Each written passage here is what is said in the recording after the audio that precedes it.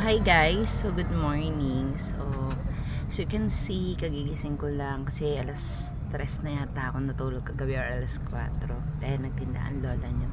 So guys, so may napanood ako ngayong video, so medyo nakakatuwa naman, diba? Totoo naman, so may definition pala ang pagiging under talaga. So yun, panoorin nyo to guys. Nakatuwang-tuwa ako dito. Reynan, salute sa'yo, pagbutihan mo pa.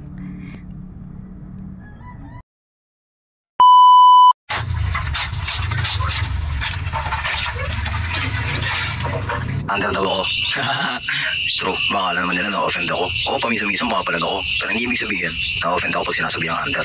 Totoo naman eh. Madalas yung iba pinagtatawanan ako. Ala, under. Naku, yung buong katotohanan. Mas natatawa ako sa inyo. Kung yung pagbibigay ng respeto at pagmamahal sa asawa yung tinatawag yung under, sige na, okay na akong tawagin yung under. Kung yung pagtigil sa pag-inom tapos paggalagalat pa ikipagmarkada yung tinatawag yung under, oo na, tawagin nyo na ako under. Kung yung pagtulong at paggawa ko sa mga gawain bahay definition ng pagiging under, sige na, tawagin nyo na ako under. Walang problema. Magsawa pa kayo kasabi ng under sa akin. Okay lang yun.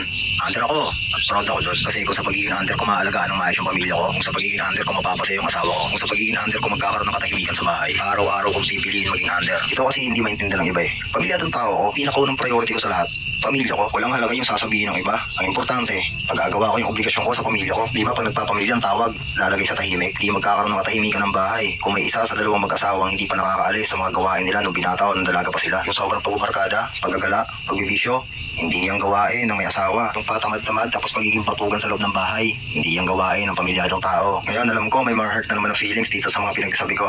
Wala akong pakialam sa mga nararamdaman nyo. May nagsabi sa akin dati, la, pakitang tao, nangihingi lang daw ako ng simpatya sa mga kababaihan. Aba, kasalanan ko ba nakikisimpatya sila sa akin? Eh kung magsasana all yung asawa mo pag nakikita yung videos ko, hindi ko na kasalanan yun. Eh kung mayayamot ka sa video ko kasi hindi mo inaayos yung buhay mo kahit pamilyadong tao ka na, hindi ko na kasalanan yun. Ikaw yung may pagkukulang tapos sa akin kayo may inis. Alupit mo naman dun. Again, ulitin ko, hindi naman ako perfectong lalaki. Pero araw-araw akong pinagtatrabuhan na mapagsilbihan ng maayos yung pamilya ko. At kung under man ang tawag nyo dun, edi oo, under ako. Ang problema kasi sa iba, magagalit sila at pagmumukha nilang masama yung mga taong gumagawa ng mabuti. Allergic na allergic yung mga lalaking batugan sa mga lalaking inaalagaan ng maayos yung pamilya nila. Kasi hindi nila magawa eh. Kaya ikaw, mayayamot ka sa akin?